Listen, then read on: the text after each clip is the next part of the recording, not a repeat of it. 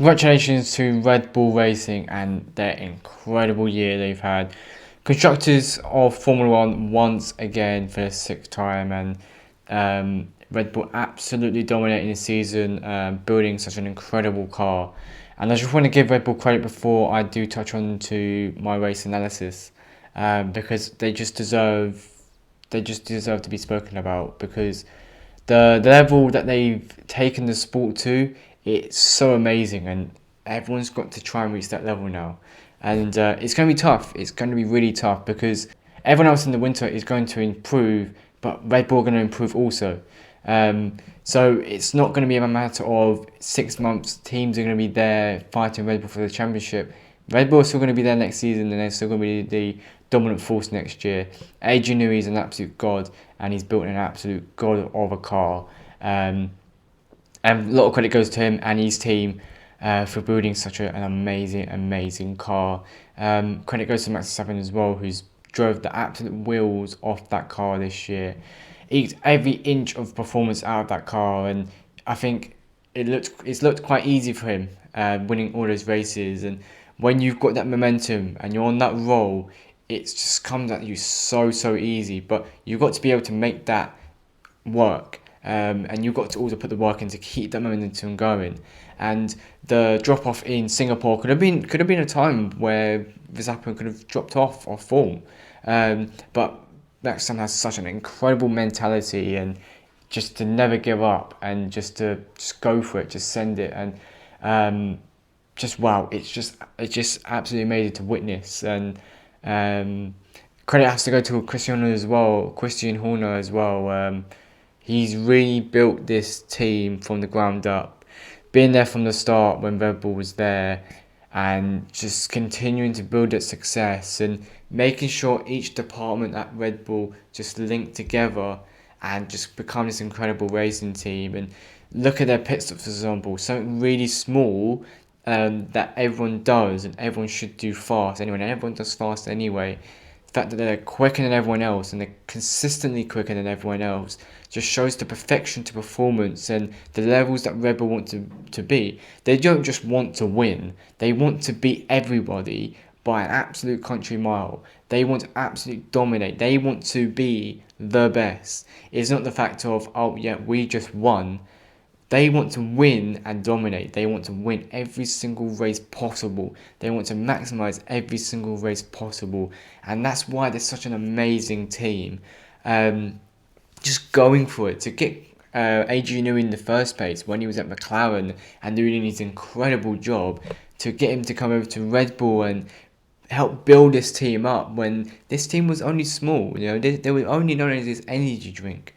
And they're no more than just an energy drink now. They are now a 6-time world champion in Formula One, and absolute incredible. And I can't give any more praise than what I'm giving them now, because they deserve so much honour, and it's incredible for me to witness this, and it's something that we need to embrace and just go wow. Just absolutely incredible. So let's talk about Max Verstappen as we're talking about Red Bull.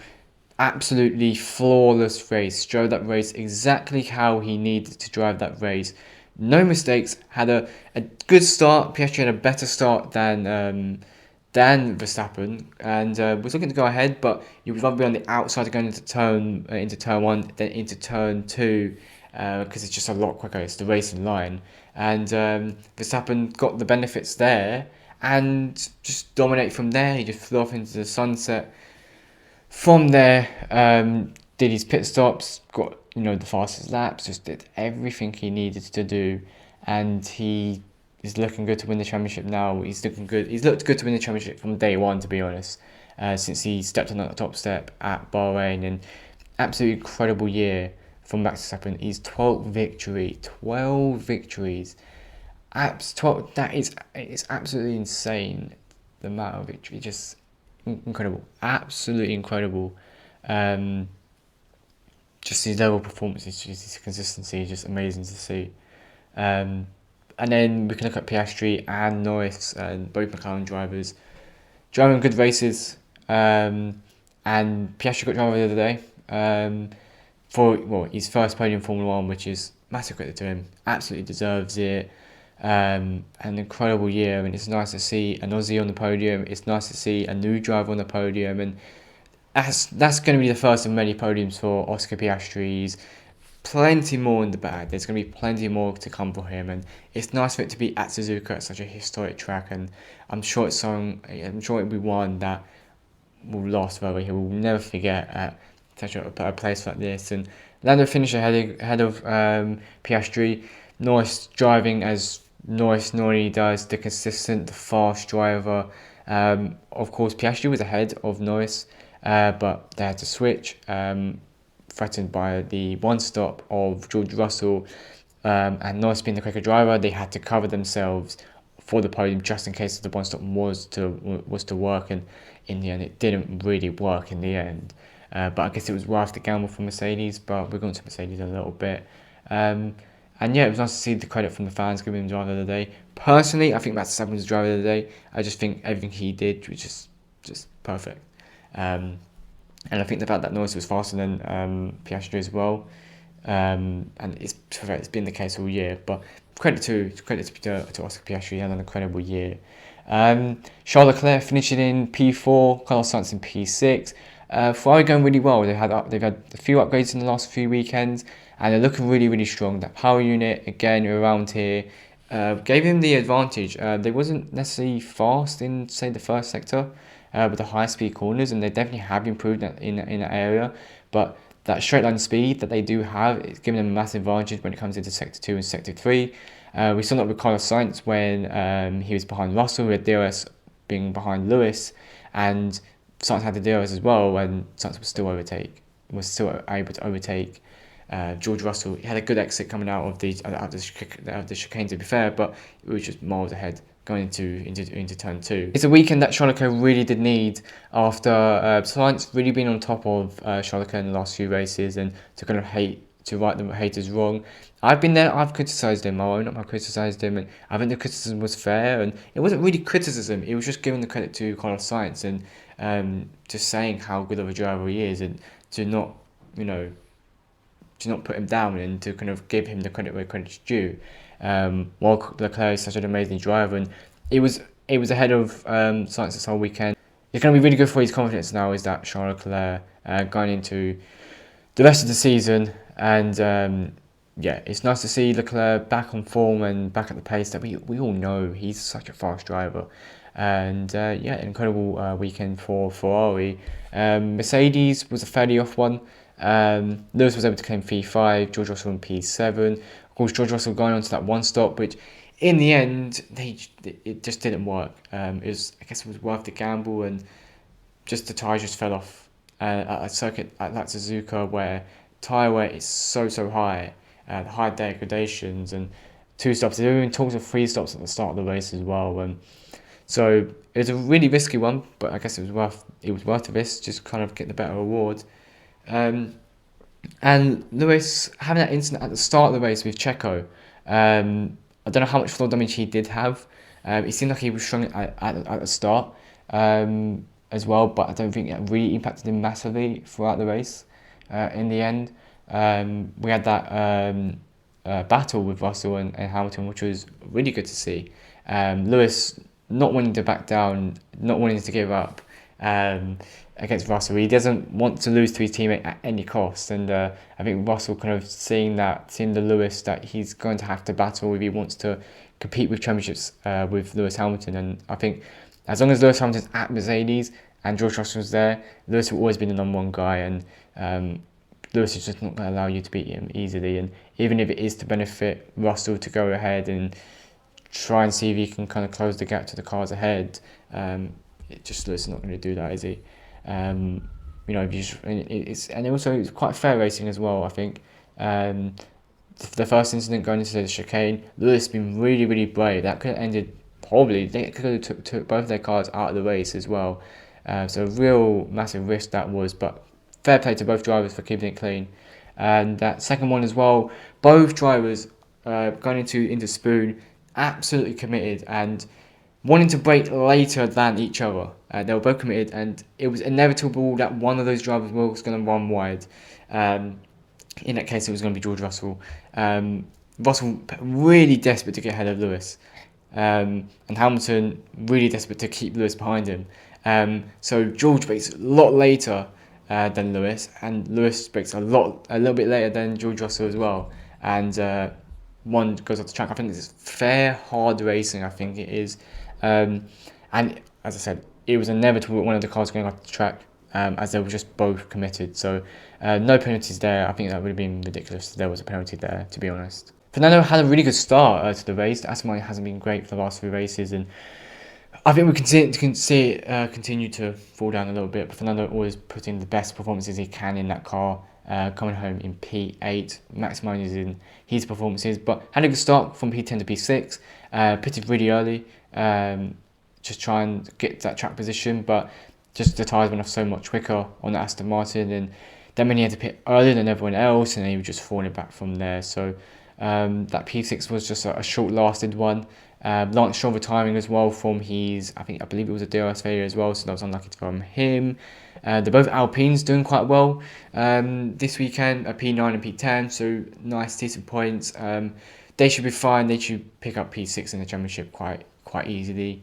Ocon having a decent weekend as well, just slightly quicker than Gasly this weekend, and it's been very equal, I'd say, for the teammates this season. Gasly adapting to the team as well, so it's been a lot harder for Gasly this year. But yeah, and then the two AlphaTauris had that battle, didn't they? Right at the start of the race, basically alongside each other, literally for like half a lap, which is incredible to see them stay together for that long, and not collide and not having fair racing and stuff like that, and both getting their elbows out. And Lawson, no, he's not going to be in that car next season. You might as well just give it a go. And Yuki Tsunoda wanting to kind of prove have a good race. And just outside of the points was AlphaTauri, which is unlucky. And they need to. And with this upgrade they got in Singapore, they're looking much stronger. I do expect them to score some points coming towards the end of the season as well, and did deserve some points in the end today with how good they was, but more points will be on the cards for AlphaTauri. And I think Alfa Romeo are probably the slowest car on the grid now, I'd probably have to say. Maybe Williams as well, but Albon's able to put the car into good positions to kind of ignore that factor of is Williams the slowest car, but in the hands of Sargent probably is the slowest. So AlphaTauri really stepping up. Zhou finishing P13 was really nowhere throughout the whole race. So were the Haas cars. Magnussen obviously having that incident right at the start with Sergio Perez. Clear penalty from Perez going straight to the side of Magnussen. And Perez retiring from the race from that as well. And he came out, he retired from the race from a couple of instances. One at the start with Lewis and Sainz, where Sainz kind of swerved over, and then Perez kind of swerved into Lewis. Lewis got onto the grass a little bit. Could have been a horrible crash in the end, but luckily it wasn't. And Perez probably had a little bit of damage from that, and then probably a little bit of damage from the Magnussen incident as well, and just kind of a lot of little things. And retired the car, came back out of retirement, and then to serve the penalty it was, which I think is quite interesting. And I don't know if they need to adjust that rule, because surely if you're out, you're out. You shouldn't just be able to come back into the race. That was kind of like a cool little fun moment. The Grand Prix wasn't the best Grand Prix. To have that little moment, it was kind of like a little funny moment to have in the race. Albon being involved in the incident with Valtteri Bottas at the start, and that just kind of ended Albon's race. Really had no pace from there. Albon's had a pretty good weekend as well, getting into Q2. Sargent, not a great one as well, going straight into the side of Bottas, and Bottas' weekend going from bad to worse. Had an incident with Albon, as I said, and then with his teammate a couple of laps later. It's it was interesting, really interesting. I want to go back onto Perez as well. Disappointing again from Perez, been involved in instances and really avoidable. He's making his way up fairly well with Magnussen, and just really late on the brakes and tries to make that little dive, rushing it a little bit when he knows he can be a bit patient. He knows he can get ahead of Magnussen, and I just think it was fairly rash from Perez, and ending a really, really poor weekend, a poor in qualifying, poor in the race, and a weekend where he really didn't need to bounce back at a circuit like Japan, which really does suit the car but doesn't suit him, which is another conversation for another day. But yes, disappointing from Perez here. And also with Magnussen as well, that kind of ruined his race with incident repairs as well, which was fairly unlucky. And the Haas cars were just fairly nowhere in the race, just having no pace. And of course, in a track where tyre wear is so difficult the Haas cars always struggle with tyre wherever they go to come to probably the highest degraded circuit on the calendar. Yeah, it's not a perfect mix. And of course, they could do well in qualifying. That Max can get through to Q2 in qualifying, but just going to melt away in the race. So a fairly quiet race, I would say. There's a couple of instances throughout the race and little keynotes and things like that. But I think the major talking point will be the Constructors' Championship won by Red Bull, and it's a big congratulations from me. And it's incredible to see. Verstappen will probably claim his Drivers' Championship in Qatar. So that's going to be incredible to see. Deserves to be a 3-time world champion. As I said the many time before. So yeah, it's a fairly early one today. I'm knackered now, and I'm going to fill the facts later. As I've got a couple of things I need to do today. Going to get this video uploaded as well. North London Derby's on in about an hour time now, so I need to get this edited up before that. And yeah, a fairly quiet race, but we'll be back in Qatar in 2 weeks' time. So maybe a little less content on the Formula 1 side until then. I still know a couple of bits will come out as well. So expect some more football stuff in that time, as football will still be active and things like that. So make sure you like, subscribe for more stuff like this. And yeah, thank you guys for watching. And I do appreciate all of you viewers. And if I've missed anything, I'm pretty tired. So if I've missed anything in the race and little key things, do just put in the comments. I may do like a little video just talking about it and things like that. So thank you guys for watching. And as I said, like, subscribe, and all that good stuff. Notifications on as well. And I'll see you in the next one. Thank you very much.